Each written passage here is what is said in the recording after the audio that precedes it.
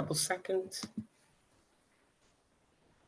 Welcome, welcome, welcome. This is Edna White, and I am the facilitator today on a special webinar that I love to talk about, and I like to give information about. So I have invited Natalie Lamb, who is a prevention educator. She's an author because I looked her up.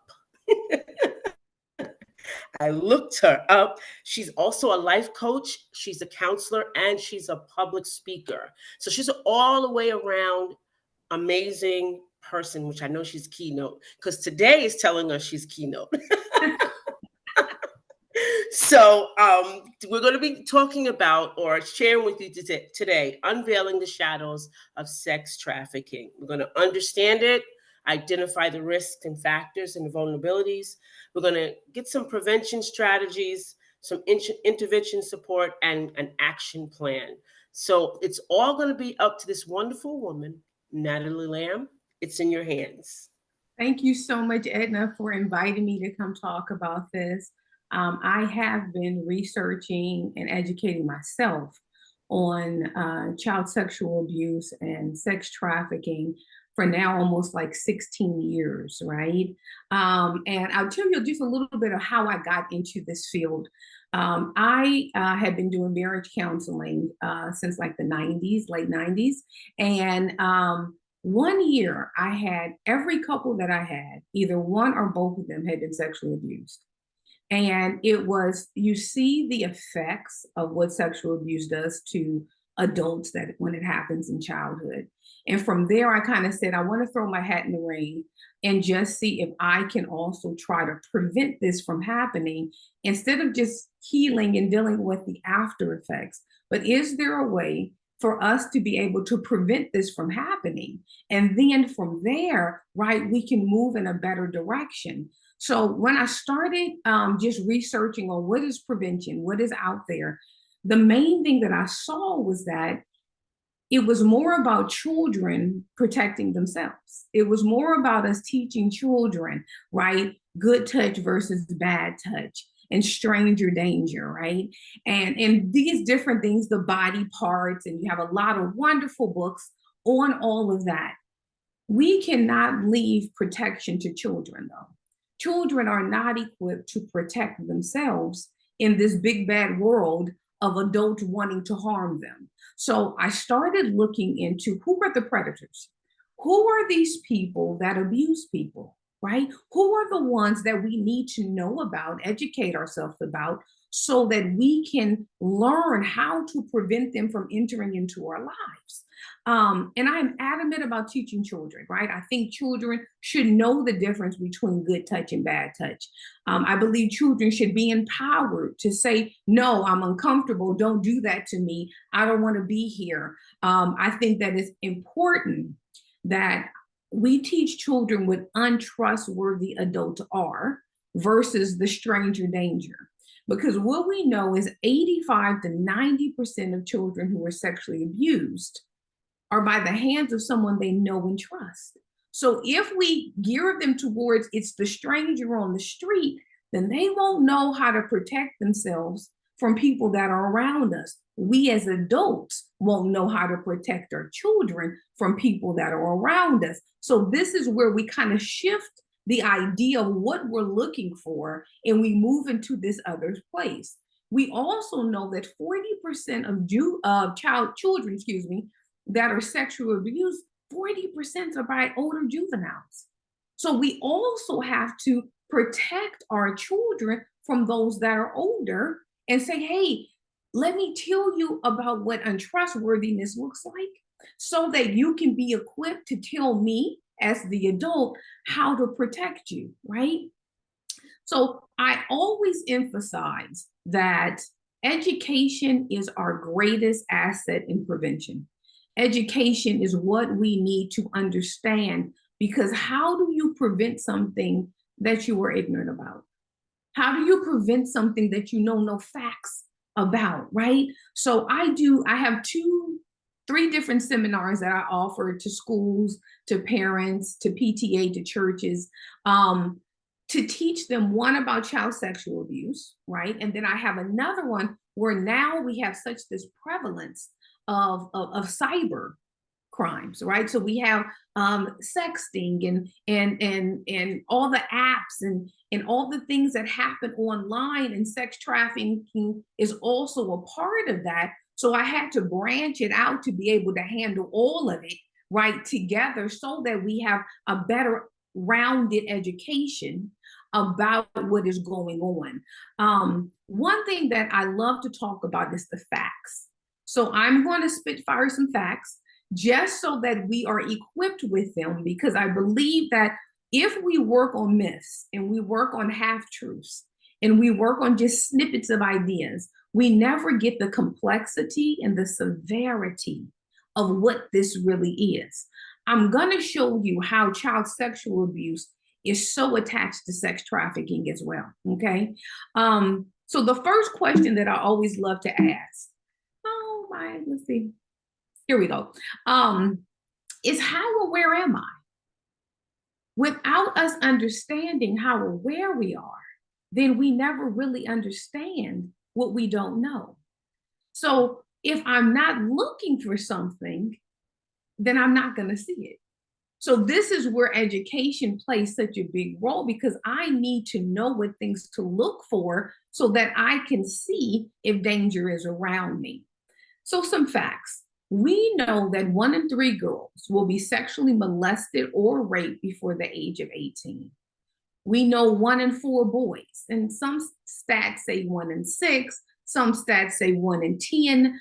I tend to fall more towards is much closer to girls than what we want to really admit, because boys don't tell as often as girls, but boys are being afflicted in the same manner that girls are.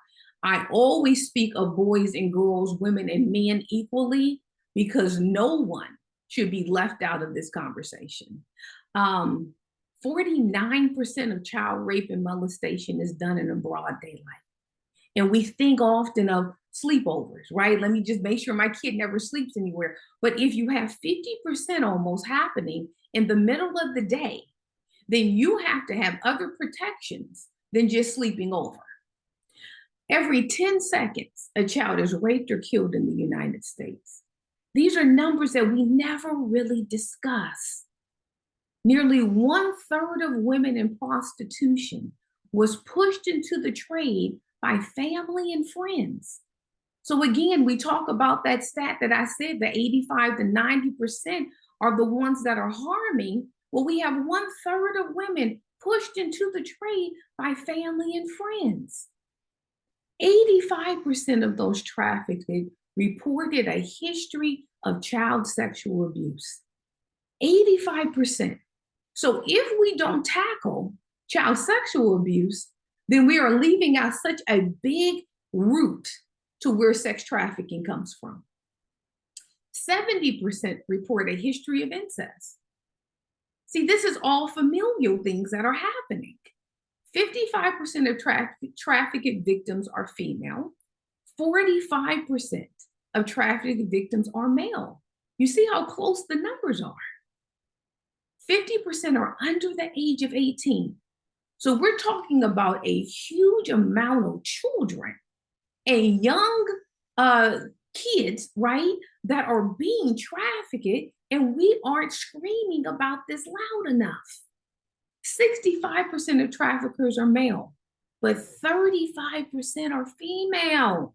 So if I only teach my kid to look out for men that are dangerous, I leave out a percentage of women that are equally as dangerous. 85% of the 1.2 to 1.5 million runaways are fleeing abuse at home. This is why we have to counterattack what is happening in the home, because we have to ask why that many children are running away from home. And we cannot just throw it aside and say, oh, they're just bad kids. Oh, they're just fast kids. No, we cannot say that. We have to say something is happening in the home for these children to leave. And so we have to prevent harms being done in the home. 1 in 3 teens on the street are lured into trafficking within 48 hours of leaving home. That's 2 days. So when we don't see the police acting fast enough, especially for Black children and brown children, right? And Native American children, when we don't see them moving on our behalf, and they wait days before they put out an Amber Alert or days before we get into the media circle, we have 2 days to make sure these children get back home before they're lured into trafficking. We know they're vulnerable. We know they're running from something, right? But we have to make sure that we have some safety net to catch them. Okay, we're going to keep this going. A trafficker can make $200,000 per child. That's a lot of money. An average trafficker makes $32,000 a week. Oh, wow. That's crazy money. And we see why it's so luring for men to pull in these traffickers, right? For men to pull in, to traffic children, because it's so much money to be made. The most common form of sex trafficking, we have street trafficking, we have commercial brothels, we have escort services, and we have online services. We have to look at each one because each one is a different little demon, okay? Each one looks different, the movements are different. So we have to understand how they use these in different ways in order for us to be able to prevent it, right? 87 million is made every day from sex trafficking. That's a lot of money moving around. And when we know this much money is moving, we know that a lot of people are getting paid to turn a blind eye.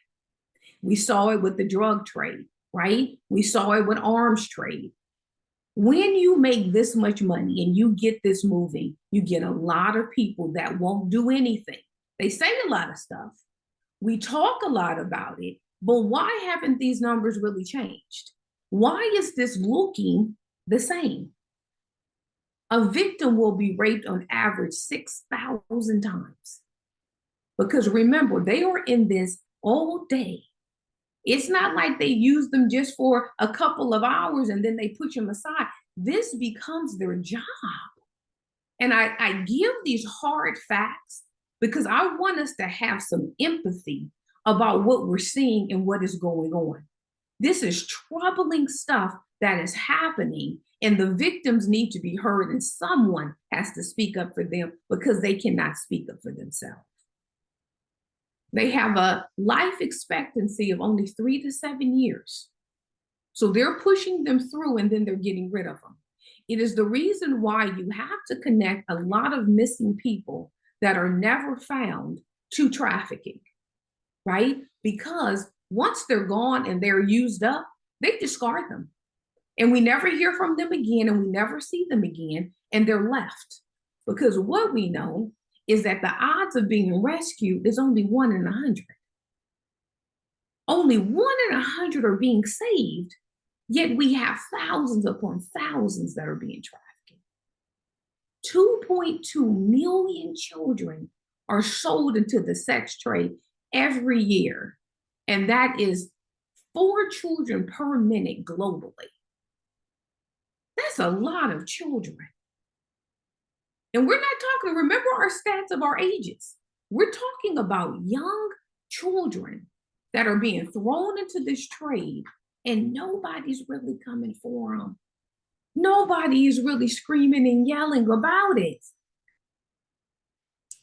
So we see 83% of sex trafficking victims in the US between 2008 and 2010 were US citizens. So if we just look at those that are overseas, right? We know the Philippines are huge for trafficking. We know other small countries, Cambodia, they are huge for trafficking, right? But there are 85% of them are US citizens. And we are not screaming about this. And this is something that a lot of people don't know, that you as citizens, when they are found and run through the system, they get less aid than someone that is from another country. And that is appalling for us as an American citizen, that you get less aid and you get less help if you're a citizen versus someone from another country.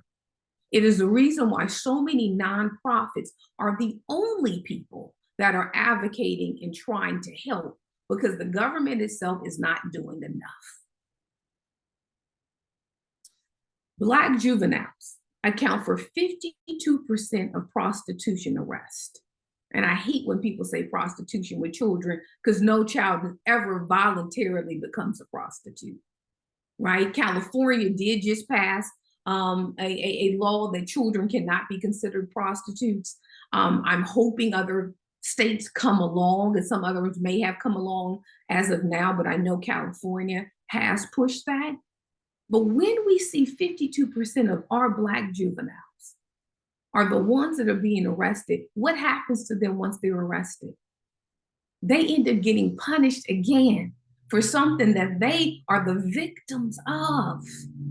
And we discard them once again to get lured back into this game because nobody else is coming for them and no one else is trying to help them.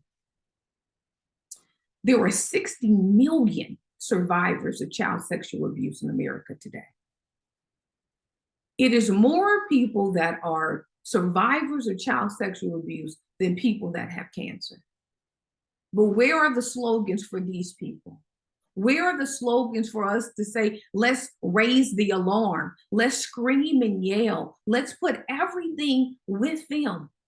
But instead, we push everything out. This is massive. This is out. I mean, I cannot believe that in all the years that I've been doing this, nothing really has shifted and changed much. We talk more about it. It's not so much something that no one knows about, but the efforts to try to end it need to be louder and stronger, right? And the only way we make them louder and stronger is if we know the facts. If we know what we are combating. This is not a pretty subject. This is not something that looks good for our ears, right? It's not something that we want to have to digest. We want to push it away and say that's too heavy and that's too dark. And it is. But who's going to protect the children? Who's going to come to their aid if adults don't stand up? And every single good adult that is not harming children should stand up and wave a red flag and say, this has to end. 38% of women and 20% of men have been sexually abused during adolescence. That's not accounting for stuff that happens when they're smaller children. 60% of male survivors report at least one of their perpetrators to be female.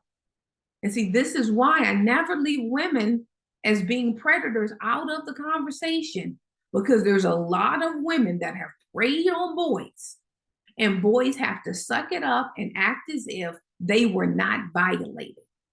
And we give them this language of, you're going to be sexual at one time, all men want to have sex. No, boys don't want to be molested.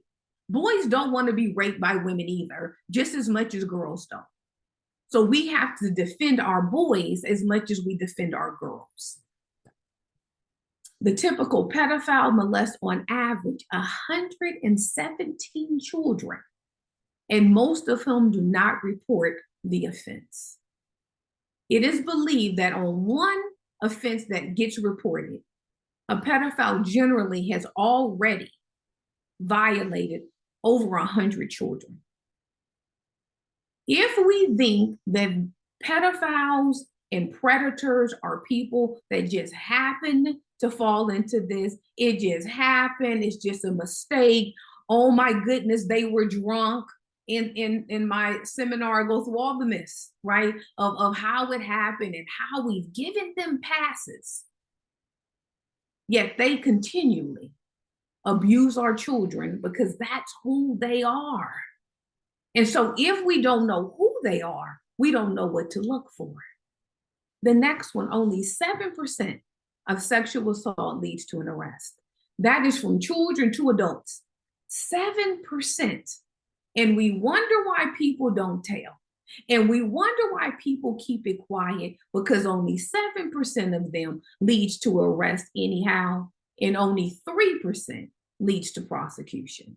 So you have over 90 something percent of people that have been sexually abused, that have been raped, that have been harassed, that nobody speaks about. And we have the audacity to always question the victim as to why they didn't tell. Why didn't you come forward? Well, look at the stats. Because if I do come forward and I have to go through the berating of the police, I have to go through a trial, I have to go through everybody questioning me, and I don't even get anything out of it except being more exposed and more beat up, well, yeah, I'm gonna figure this out on my own. And I want people to stand up if that's what they need to do, but I want the population to understand we have not made it a nice place for people to stand up and speak the harms that have been done to them. Only recently has it become a felony in 48 states to buy a child for sex. It was a misdemeanor, a slap on the wrist if you got found buying a child for sex. This is unbelievable. This is stuff we should not be okay with. When buyers are caught, they bargain their crimes down. Only 26% are sentenced to 0 days in jail. So they get caught, they get found out, no time in jail. Of the 85% that are sentenced to longer sentences, the sentence is often suspended. If we do not address the buyers and the demand, we never can deal with sex trafficking. We never can eliminate it. We talk about the people that are trafficked, but we rarely talk about the buyers. Who are these men and women that are buying children? Who are these people that know that someone has been taken against their will, and you willingly and readily go buy them to abuse and rape them again? But the buyers hold no consequences. They get no shaming in what they do. If you know somebody buying sex, you should shame them very badly, because they are a part of. And I know that ain't probably not, politically correct, but it's ridiculous that we allow the buyers and the demand to never be punished, because without them, there would be no trade. If we eliminated the demand, traffickers are making money. They're making money because people are buying it. Go back to what I said about the 200,000 per child. Someone's paying that. The 87 million, those are people paying to rape and molest children. Be alarmed. 99% of buyers are men between the ages of 18 to 89. Now, on this stat, you get more information and you begin to realize that women are also buying. It's not just men that are buying when we talk to the men that have been violated. So 65% hold a position of trust and authority. That's in their jobs, the buyers. They are people that are not low in society. These are people that have good jobs. These are people that are educated. These are people that if you saw them walking around and if you knew them, you would never suspect that they're buying sex from folks. 56 work directly with children. This is why parents have to know what to look for. It is why we have to empower our children to be able, when we're not around, to advocate for themselves and say, hey, I don't like that teacher. They make me feel a certain way. Hey, kids, make sure you're not in the room by yourself with them. See, we've got to teach our children these things. As parents, we have to walk into the school and say, what are your policies? What have you done to ensure that my child will not be violated? Because we know with all the children and all the schools that have come out with principals and teachers and coaches that are molesting the children, what are you guys doing about it? Because far too often we see that they close their eyes and push them to another school, just like they do with the Catholic priest. No one wants to talk about it. We just push them on to the next for more children to be violated. So there are more than 2.5 million male sexual assault victims. Sexual assault occurs every 92 seconds. Digest that. Every 92 seconds, someone is being sexually assaulted. And we live in a world now that we are throwing sex down our throats. We are pushing for people to have no boundaries with sex. We are telling people they can do whatever they want around sex, and we do not understand how oftentimes it is empowering people to take people's essence from them when they never wanted to give it. And when we don't see how much of a violation it is when someone has been sexually assaulted, from being harassed to being completely raped and brutalized, I want you to see all of it is offensive. All of it is harmful, and all of it requires victims to have to try to overcome something that never should have happened to them. We have to be disgusted with the fact that every 92 seconds, and let me tell you, when I first started that it was 107 seconds, it has now decreased to 92 seconds. Most trafficked children predominantly serve white males between the ages of 25 and 55 years old. These are not necessarily old men. These are men in their prime that are out grabbing children for them to rape and molest. 40% of boys and 11% of girls surveyed said that they had served a female client. So that means we got women that are doing the same things as men. 13% of boys exclusively serve female clients. So we know we have traffickers that only have their practice for females that are coming in and raping little boys. So what we have here, and I want us to keep this in mind, that sex trafficking has two sides to it, okay? So we have the side of them being on the track, of them physically out there being raped and molested, right? I just use the language because I don't want to make it pretty and sound what it isn't, right? But then we have the other side where we have child pornography. And the pornography is being fueled through the trafficking. So if we don't understand the pornography side, we will concentrate on just one side and not look at both of them. Both of them have to be examined if we're going to be able to protect and prevent this from happening, okay?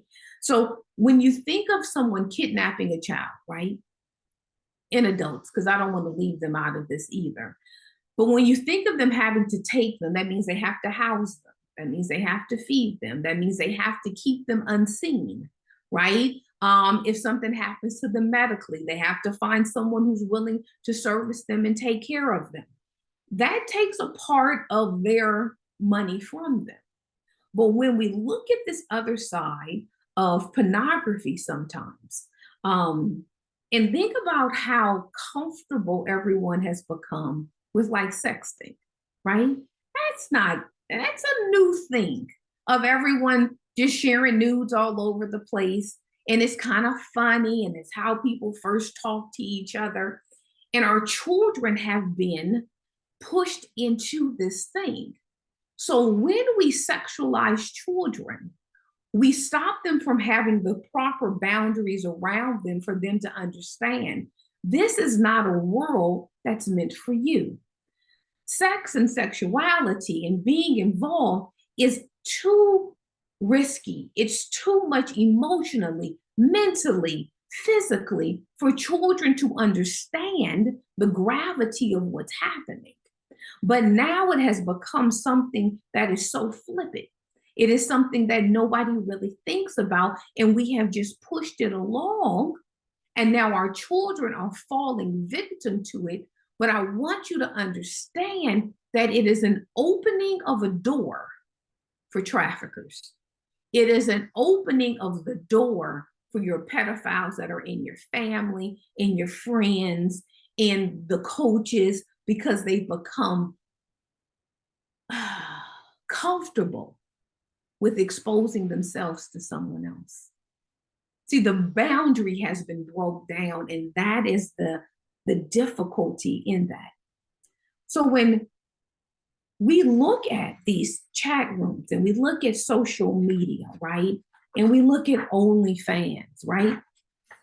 We see here that the predators have invaded our homes. We now are sitting there with homes without walls because we are inviting these people into our spaces unbeknownst to us, right? But we are giving them access. And so once a predator has access, then they have a child that they're able to manipulate. They have a child that they're able to threaten and put fear in. If it's the threat of killing your family or exposing you of what you've done, kids are young and they don't understand how to get out of it. And I'm going to tell you a part of that towards the end of what the information is that we have to give to our children. But in one case, they found of 2,083 child images, that 69% of the images and videos of children were just 11 to 13 years old. 28% were between 7 and 10 years old. These are little kids. Now, this is what's astounding, right? Of those videos, 2003, the children were alone in the content. You saw no adults with them, okay? And you saw the victims in their homes or in their bathrooms.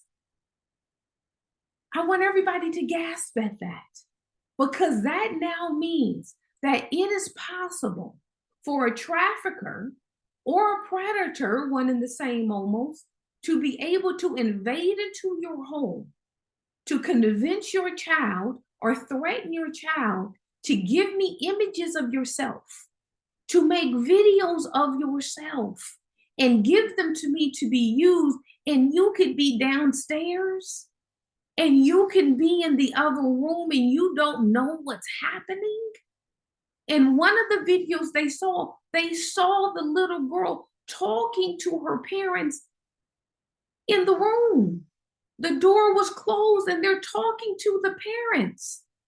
These parents had no idea that their kid was in there being violated. Broaden your mind about how we have to protect, because this is serious times that we are in. So what we know is that child pornography is a global issue, but the United States remain the largest producer and consumers of child abuse content in the world. We're the problem. In 2007, the number of pornographic pictures and videos of children was reported at close to 6 million. And of that number, only 874 children had been identified. As of 2011, look at this short period of time. The numbers and images increased to 17.3 million. That's a 4,000% increase. In 4 years, that's 11.4 million more images. Don't think of them as just images. Think of them as children. Think of them that each and every image of 11.4 million is a child being violated. is a child being harmed. 11.4 in 2015. The National Center of Exploited and Missing Children had reviewed more than 147 million images and videos of child pornography. And of that, only 9,600 victims had been identified. Go back to that stat I gave you. Only 1 in 100 are being rescued. Now, in 2022 alone, they received 32 million reports of suspected child sexual exploitation. And that is only in 1 year. Let's break those stats down. 55% are female, 58%, are female. 42% are males. 10% are infants and toddlers. Infants and toddlers, what we've seen is having a spike because infants and toddlers can't talk. Infants and toddlers can't tell you what's happening. So protect your little babies because there's somebody out there that could potentially want to harm them too. 67% are prepubescent, that's 4 to 12. 23% are pubescent, 13 to 17. 70 to 80% of child sex trafficking victims are sold online. This is why we cannot just keep this looking at it from one angle. We have to broaden what we're looking at. We have to broaden all the areas that this is occurring. Average age of a child that's entered into the sex trade is 12 to 14 years old. Remember those 1.2 to 1.5 million that are running away. And half of the children are only 8 and 9 years old. These are people that are being snatched. These are little kids. I want you to remember how little a 7 and 8-year-old is.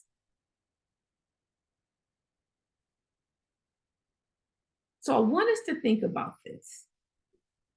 When we think of like OnlyFans, right? That got a huge uptick during the pandemic. Sex workers were using OnlyFans to try to keep themselves going. So of course they went and did a survey and on the OnlyFans content makers, right? And 30% of them had been harassed by traffickers to try to get them in. The content creators admitted that there's a lot of kids on OnlyFans. But listen to how we speak about OnlyFans. It's like, oh yeah, let me go run and do this to make some quick money. Let me use this in order for me to kind of bolster yourself. Sometimes it's said in jest, right? But we have normalized people selling themselves and we make it okay. What adults do is their business. But when this starts to infiltrate children, we should all be alarmed. So how does a trafficker use this? Most people between, 11 to 17 know about what's going on in society. They've heard of OnlyFans. Oh, you can make a lot of money, right? When we inundate our children with make money, and money is your way to success, and get it any way you want, and that's what's going to give you a happy life, then we have taught them that it's okay to do by any means necessary to get yourself in that position. Traffickers are using what we are not paying attention to lure our children in. And we have to be aware of that. We have to change our language. Our children are children, and we need to keep them as children instead of always putting them in this place as if they can make an adult decisions. So much of this that is being pushed in today's society is sexualizing children so that we can make it okay for people to have sex with children. And too many people don't see that and don't understand that this push, it has an agenda that has been a part of it since the 1940s. I don't have time to go into that, but I have a whole seminar from the invention of sexual freedom to how it looks now. and why the aim has always been our children. And we need to be educated on these facts. So prevention must begin with the amount of access our children have to the internet. Parents need to have safety systems on their phones and on their gaming devices. We don't talk about gaming devices enough, because a gaming device is just an open door, because children are playing with strangers. And we're like, oh, it's just a game. But a lot of boys get predators in their DMs and in their inboxes because they're on games more than girls sometimes. So you got to look at your gaming systems and make sure you put protection on them as well. You got to teach your children, don't talk to strangers. But we are now in a day where our children are used to talking to strangers. They are used to letting everyone in on their world. Privacy and all of that is no longer a thing for the new generations that have come up on the internet and come up on social media. It is the thing to do. So how do I tell my kids it's not always safe to talk to someone you don't know? And sadly, sometimes the people you do know are letting our children into the game, because remember that 85 to 90%, remember that 40% of juveniles that also attack our children. We got to look at all of this. Like, man, being a parent is hard enough, and now we got to add in all these other things that we have to do to help protect our children. Apps are crazy. You gotta look at the apps your children put on their phones and on their computers. Every parent should have a family system that the parent has to approve. Each app that their child gets, it is one way of protection. Say, for instance, the app called Omegle. Terrible app, and no child should have it. Their tagline is talk to strangers. Come talk to strangers. You don't have to register for it. No one is tracking it. But you can come in and you give yourself access to live videos of all kinds of stuff that are happening on so many apps that parents have no idea about. We have to do our due diligence. We have to look into it. We have to sit ourselves in a class and let somebody teach us about these things, because we don't know just by knowing. We don't know just because we look at something. Things look more innocent, and you get the underbelly, and then you're like, oh my Lord, I cannot believe this is what's happening. You have to let your children know this is not an issue of privacy. This is an issue of protection. I have to protect you. So prevention. Know what your kids are doing online. Talk to them. Go look. Investigate. Review their online communication. Get in the DMs. Get in them inboxes. See what's happening. Install parental control software and monitoring programs. There's a huge amount of them. They will help you. Can kids override them sometimes? But at least you're putting in enough. At least you're trying to put some gates in between so that you can have some forms of protection. Learn their favorite sites and apps. Why do they keep going to those? What are they giving you, right? Think of like Roblox, which is a big app that has a lot of fun. You can build stuff, you can play games, but there's an underbelly to that where adults have come in and put pornographic scenes where they're children, right? So you have to jump in every once in a while and say, hey, what's going on? What did you see? What have you been exposed to? Know their passwords, do random checks, follow your kids on whatever social media you allow them on. The idea of I'm never giving my kid a phone, or they're never going to get on the internet. You can use that, but it's ill-advised. We cannot outdo what society has done. This is part of our world now. Your job is to teach them how to do it wisely. Your job is to teach them how to protect themselves in this place. Follow them, or have a trusted adult follow them, right? Trusted, really trusted, that will come back and tell you, hey, this is what's going on. This is what I see. And you do it in a nice way, right? But you have to keep eyes. Encourage your kids to confide in you. Now, this is the thing. A lot of times we'll be like, oh, my kid will tell me everything.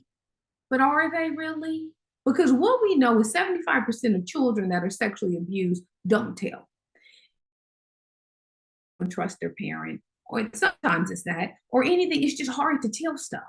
So you have to create the conversation as the parent. You don't wait for your kid to come and approach you. You approach the kid.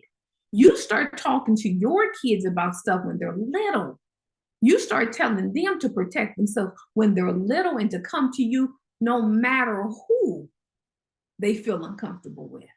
And that's part of the language we have to use is I don't care if it's my daddy or my husband or my sister or my aunt or my cousin or the pastor.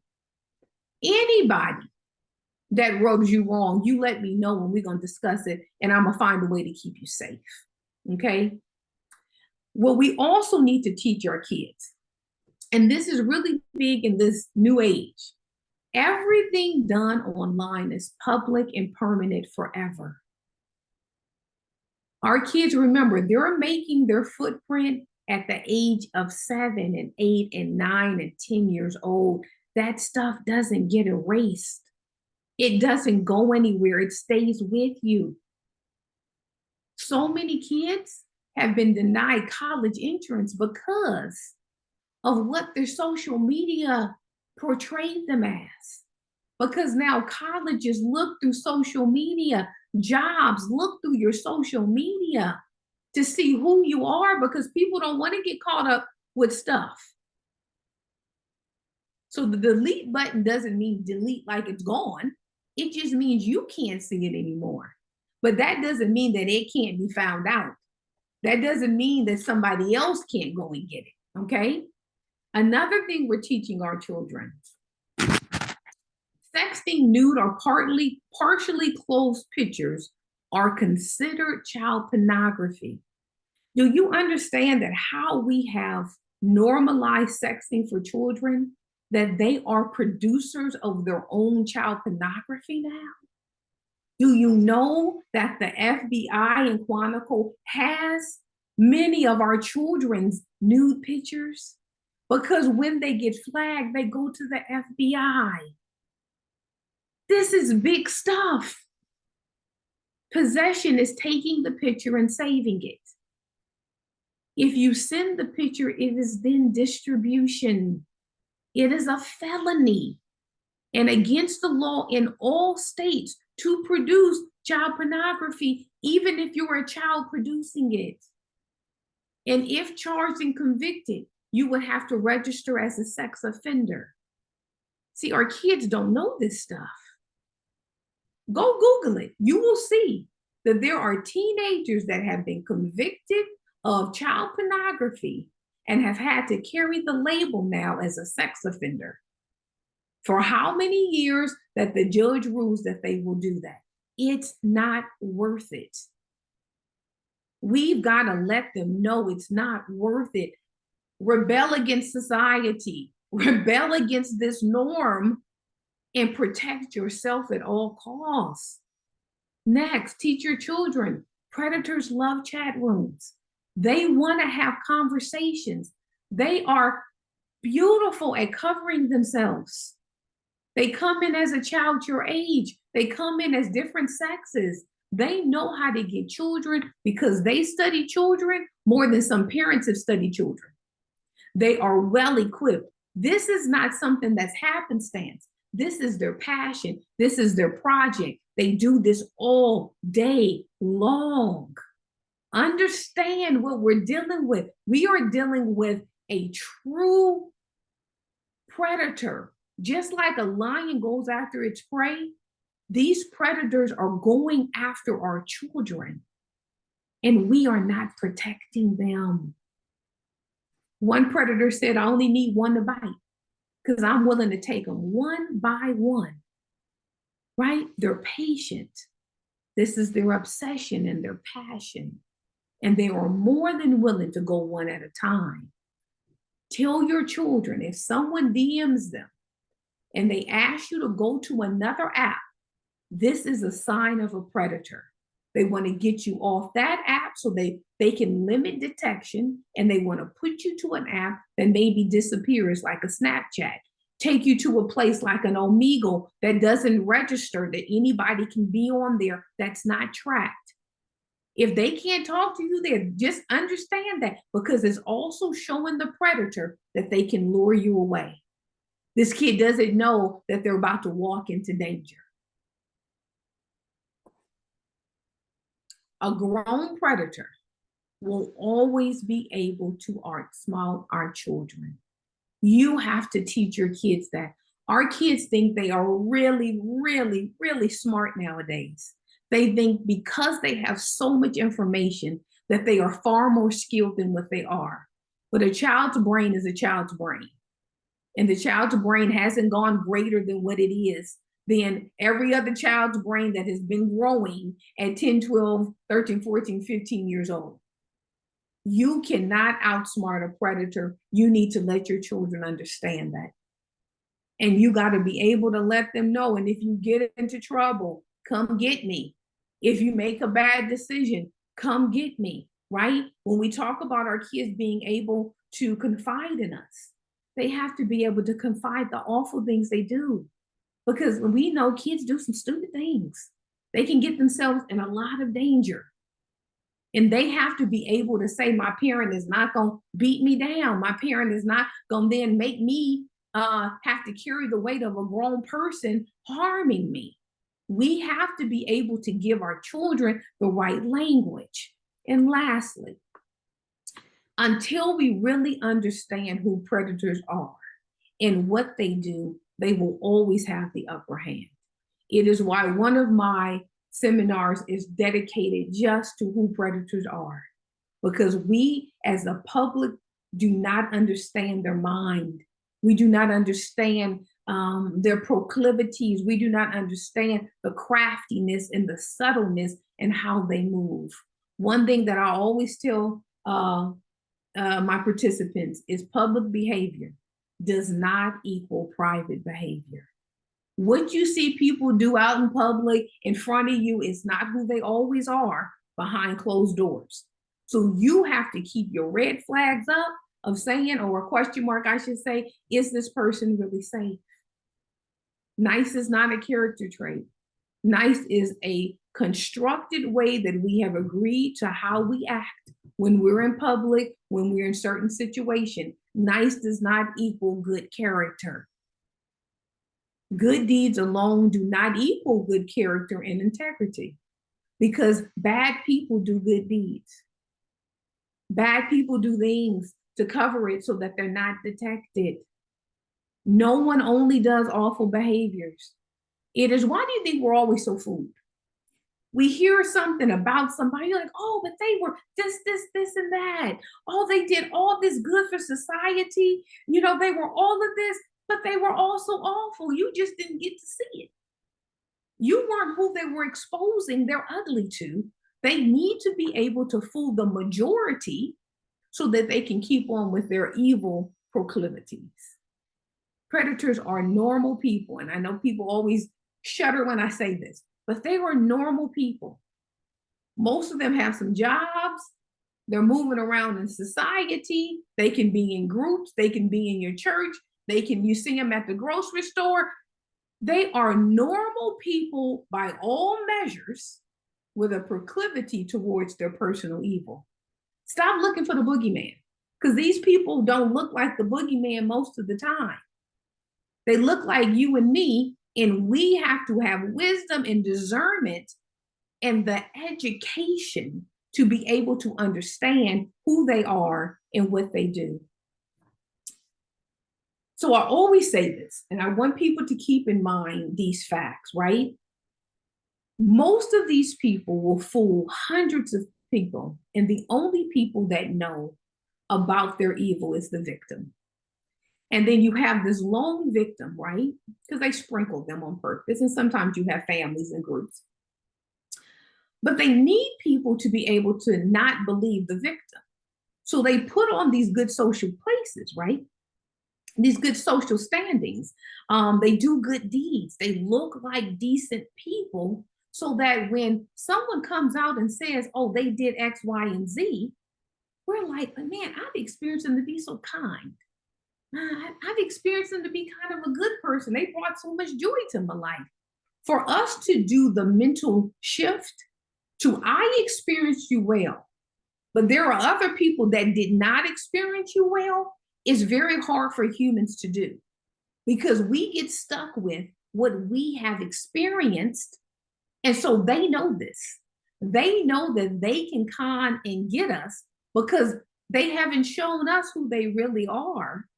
And then they put up all this other stuff about who the victim is so that we don't believe them. Another reason why it's often difficult for us to hold public people responsible. Look at all the public people we've seen lately. The Me Too movement exposed a lot of folks, right? But it's hard for us to keep them accountable because we don't keep our family members accountable. We don't keep our own abusers accountable. So if I'm telling you, you got to be held accountable, then that means that you got to be held accountable in my family. That I no longer can just say, oh, it was an accident. Oh, they were drunk. Oh, they came on hard times, right? Oh, they were abused themselves. No, no, no, no, no. We're going to start letting these people hold the complete bag for their trifling behavior that is evil and egregious, that people have to live their life trying to overcome the harms that they've done. We have to start doing that, not just with public people, but also with our personal people that we know. So keep in mind, and this is a big fact I want everyone to walk away with. Once you deem someone safe, you stop looking for signs of danger. I want you to pause when you meet people, right?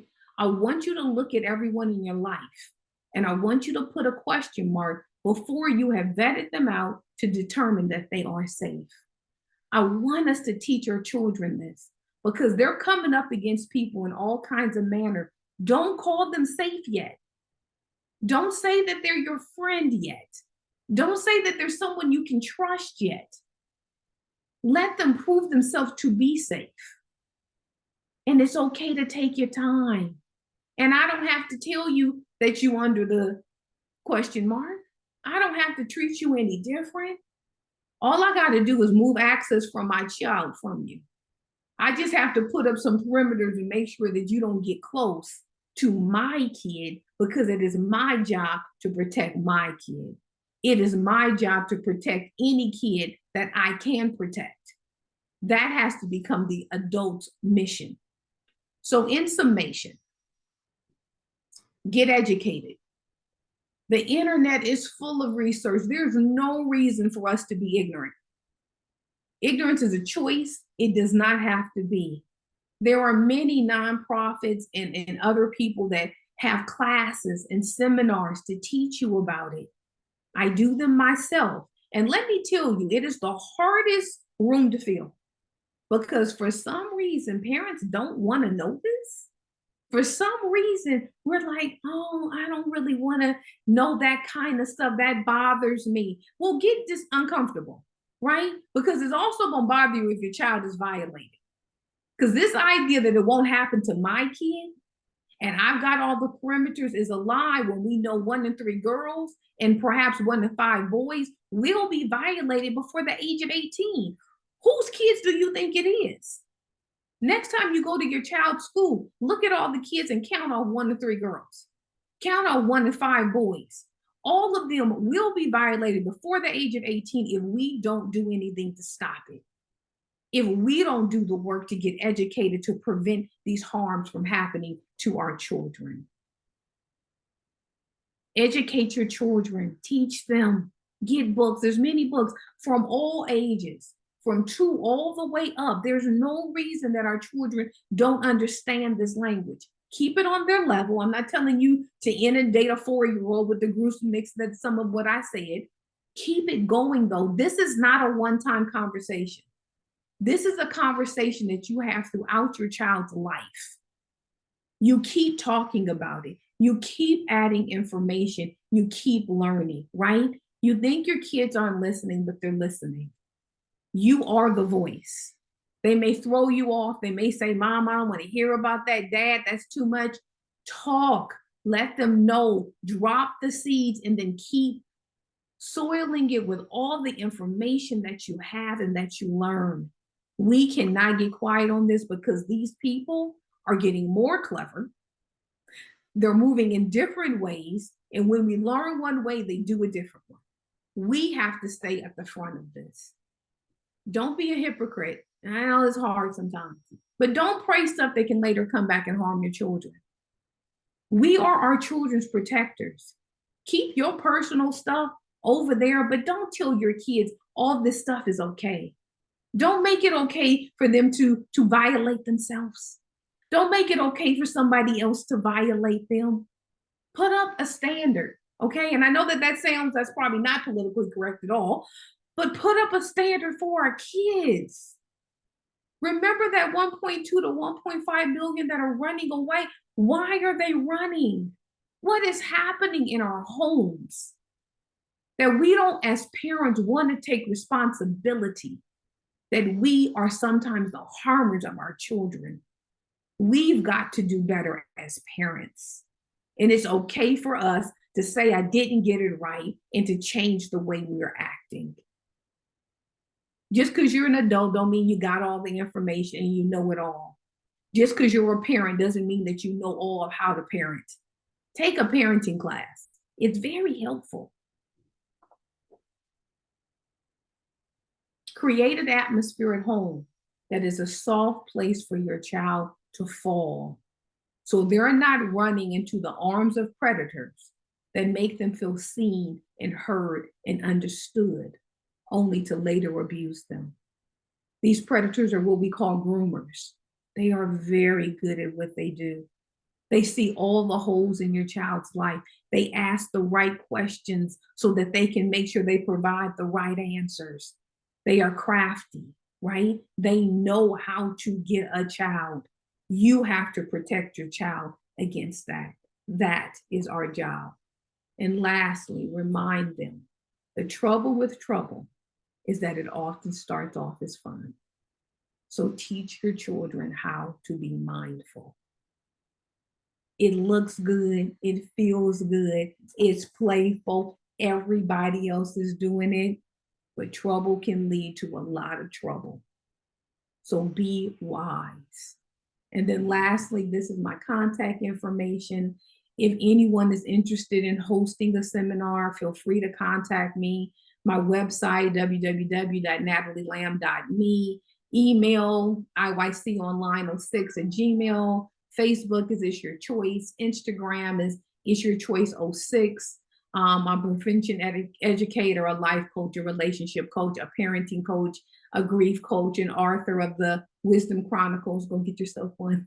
And then I'm also a speaker. And I hope that I gave you enough information in order for you just to be able to start the process of really protecting. Use these stats, tell them to other people. Let's teach each other as we go, and let us keep the children in mind. We have to protect our children.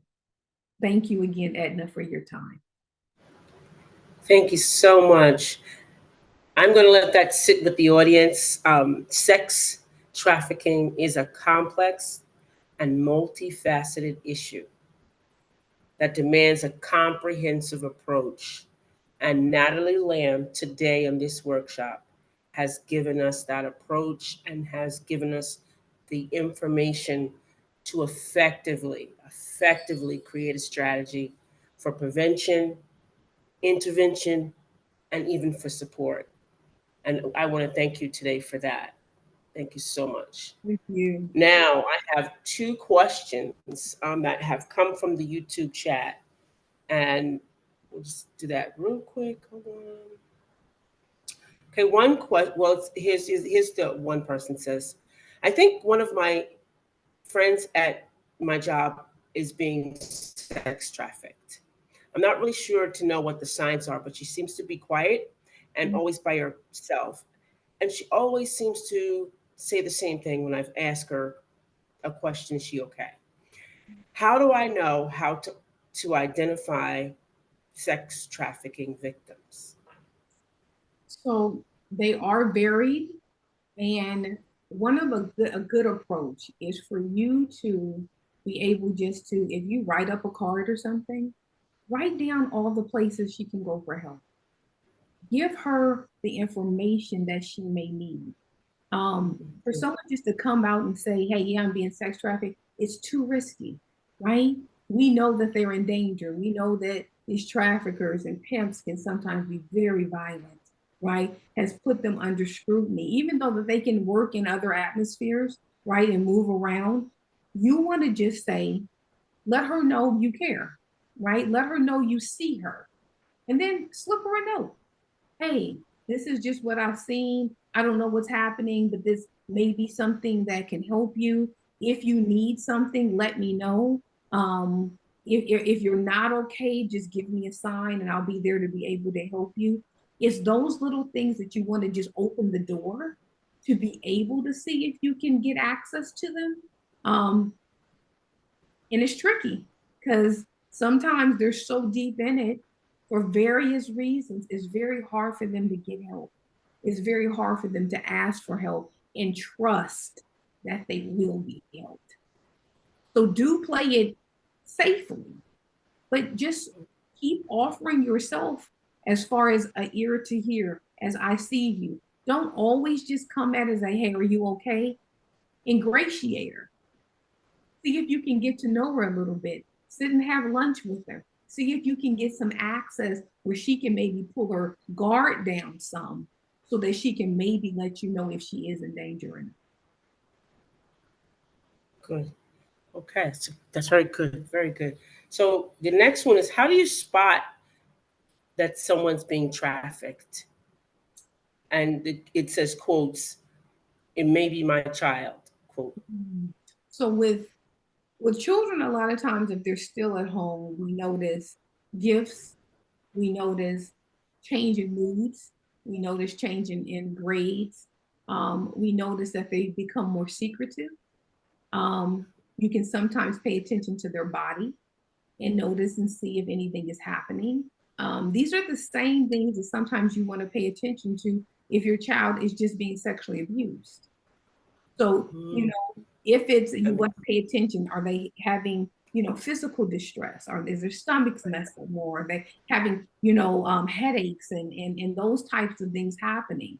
If you notice they're away and you can't get access to them at certain times, you want to pay attention to that. If you still have access to them, put a tracker on their phone. Find out the information that you need to get. Um, Ask. Sometimes we cannot go around the corner with it. We have to be direct. Hey, hun, I'm noticing something's different. Is something going on? If something's going on, I'm here. I'm able to assist you. If you got into something that you think I'm going to be mad at, I'm not going to be mad. I'm going to do everything I can to try to help you. If you do find out, go to the authorities. Don't try to be your own maverick trying to find mm, out information. Go to the authorities and let them assist you because there's so many ways for them to be able to catch them. But we don't want to mess up the thing. We don't even want them to know that we know, right? Because we want the authorities to be able to do the work they need to do in order to be able to take these people off the street. But go to your kid, talk to them, ask them, hey, what is something else going on? yeah. Use this information. Hey, you know what? I just was listening to this talk and this came out. And what do you think about this? Right here. Do you know that this stuff is happening? Like use that as a way to get in. They may not tell you right away, but if you notice it's not changing, keep asking. If you notice something's wrong with them physically, take them to the doctor. Mention it to them. Hey, check them out. I know we can get nervous about bringing the authorities and doctors in because they are mandated reporters. But if your kid is really in danger, please take the risk and let other people get involved. Hmm. Sometimes we do need other agencies to be able to help protect our children. That's right. Well, we thank you. This is the end of the show, but audience, I want you to know that this is heavy, but it is important. It's important to save the lives of our children. And you know, I'm a great advocate for prevention and saving our children from this type of abuse. And I want to thank you again, Natalie Lamb, for being here today, sharing your expertise with my audience. And I'm sure this is going to go around the world because I'm claiming that right now, that it goes around the world resoundingly on every ear that it needs to rest on in order for this to end. And thank you again. And if you don't have any last words, we're going to say goodbye for now. Goodbye, and thank you everyone for listening. Let's advocate together. We can prevent this if we work together. This is perfect. This is Edna White. We're all signing off. Thank you so much.